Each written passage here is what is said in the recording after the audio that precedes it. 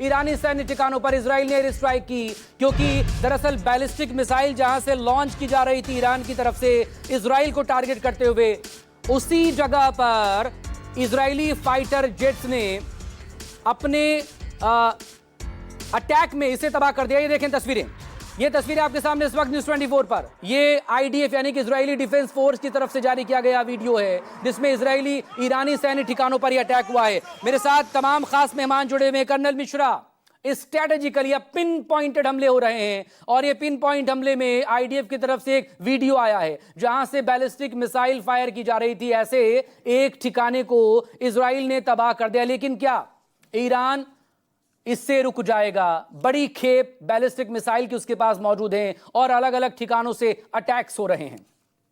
Colonel Mishra. Maqsood जी, आपको और आपके सारे पैनलिस्ट को मेरा नमस्कार और जय हिंद। नमस्कार। देखिए, ईरान की जहां तक बैलिस्टिक मिसाइल्स की कैपेबिलिटी है, हम अगर उसको अलग अलग हिस्सों में बांटे, हम शॉर्ट रेंज बैलिस्टिक मिसाइल्स की बात अभी इसलिए नहीं करेंगे क्योंकि वो इस युद्ध में उनका कोई इस्तेमाल नहीं हो सकता। ईरान और इजराइल के बीच का जो डिस्टेंस है, उसके चलते ईरान को सिर्फ अपने मीडियम रेंज बैलिस्टिक मिसाइल्स का इस्तेमाल करना पड़ेगा, जो कि उसके पास आज की डेट में जो ओपन सोर्सेज में इंफॉर्मेशन है तकरीबन 10 वेरिएंट है। और जो इंफॉर्मेशन अभी आ रही है, ईरान ने कासिम सुलेमानी मिसाइल्स का इस्तेमाल किया है और फरवरी 2025 में ईरान ने तकरीबन 1000 मीट्रिक टन सोडियम परफोस्फेट का आयात किया था, जिससे तकरीबन 200 से 250 कासिम सुलेमानी मिसाइल्स बने जा सकते थे। तो एक ये अमूमन आप मान के चल सकते हैं कि ईरान के पास तकरीबन 2000 के आसपास मीडियम रेंज बैलिस्टिक मिसाइल्स की काबिलियत थी। अब उसमें से रफली आप ये पिछले 2-3 दिनों में जो भी हुआ है, उसमें आप मान के चलें कि तकरीबन 200 से 250 के आसपास इस्तेमाल हो चुके हैं। तो आपको एक रेंज मिल जाता है कि ईरान के पास अभी और कितने बैलिस्टिक मिसाइल्स अवेलेबल हो सकते हैं। और यही कारण है कि इजराइल का जो पूरा टारगेटेड एम है, वो ईरान की न्यूक्लियर कैपेबिलिटी और ईरान की बैलिस्टिक मिसाइल्स कैपेबिलिटीज के ऊपर हमला करना है। अगर आपको ध्यान हो, कल की बात में और कल जब चर्चा चल रही थी, कर्नल त्यागी सर ने भी बताया था कि जो ईरान की बैलिस्टिक मिसाइल्स कैपेबिलिटी है और वहां पे उनको जो उसके लिए फ्यूल आयात करना पड़ता है, वो चाइना से करते हैं और उसको तैयार करने में तकरीबन 1 साल का समय लगता है। तो इन सब चीजों को जब आप ध्यान में रखेंगे तो मेरा एजम्पशन ये है कि इस युद्ध के बहुत लंबा खींचने की संभावना काफी कम है। लेकिन एक अपडेट जो वॉल स्ट्रीट जर्नल की तरफ से आई थी, वो अपडेट ये थी कि पिछले साल के आखिर में या फिर इस पिछले साल के आखिर में चीन की तरफ से बड़ी मात्रा में ये फ्यूल भेजा गया था और इतना भेजा था उसमें मदद के तौर पर उसने कि करीब 800 बैलिस्टिक मिसाइल ईरान तैयार कर ले। Please complete colonel Mishra. Maqsood ji, मैं उसी की बात कर रहा हूं। बैलिस्टिक मिसाइल्स की जब हम बात करते हैं तो उसमें शॉर्ट रेंज बैलिस्टिक मिसाइल्स भी शामिल हैं, जिसका इस युद्ध में इस्तेमाल नहीं होगा।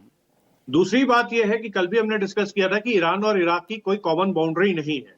तीसरा इश्यू है कि नेवल फोर्सेस की जब हम बात करते हैं, ईरान की नेवल फोर्सेस की पावर इजराइल के नेवल फोर्सेस के कंपैरिजन में काफी ज्यादा है, तकरीबन दुगनी है। लेकिन ईरान को भी पता है कि इजराइल के साथ अमेरिकन फ्लीट्स खड़े होंगे तो ये नेवल वॉर होने की संभावना मुझे नहीं दिखाई दे रही है। तो घूम फिर के ये बात आ जाती है सिर्फ और सिर्फ बैलिस्टिक मिसाइल्स पे, बिकॉज ईरान की एयर सुपीरियरिटी जो है वो इजराइल ने खत्म कर दी है। दूसरा, ईरान और इजराइल के बीच में जो देश पड़ते हैं, जैसे सऊदी अरब है, जॉर्डन है, सीरिया है, यहां से ईरानियन एयरफोर्स को फ्लाई करने की और मिड एयर रिफ्यूलिंग की फैसिलिटी नहीं मिलने वाली है, जिसके कारण एयर वॉरफेयर भी मुश्किल दिख रहा है। तो ये सिर्फ एक लॉन्ग रेंज प्रोजेक्टाइल जो बैलिस्टिक मिसाइल्स है, उनके थ्रू ये लड़ाई चलेगी। क्या यही वजह है कि ईरान की तरफ से इस बार जो अटैक हुआ है वो जॉर्डन को टारगेट करते हुए भी हुआ है? क्योंकि जॉर्डन के इलाके से भी खबर सामने आई थी 5 घंटे पहले रात का ये वीडियो बताया जा रहा है, जिसमें जॉर्डन पर भी उसने अटैक किया है, क्योंकि जॉर्डन ने अपने एयर स्पेस को खोल रखा है इजराइल के लिए। इजराइल जॉर्डन से अपनी बॉर्डर शेयर करता है, एक बड़ा स्पेस है और जॉर्डन में अमेरिकी बेसेस भी हैं। तो इसको लेकर भी सवाल करेंगे ब्रिगेडियर दहिया से। लेकिन सवाल इस एक बड़ी खबर आपको बता दें सबके बीच, इजराइल ने कई ईरानी हमलों को नाकाम करने का दावा किया है। तेल अवीव के पास कई मिसाइल ड्रोन को मार गिराया है। यरूशलेम भी टारगेट पर था, वहां पर भी ईरानी ड्रोन इंटरसेप्ट किए गए।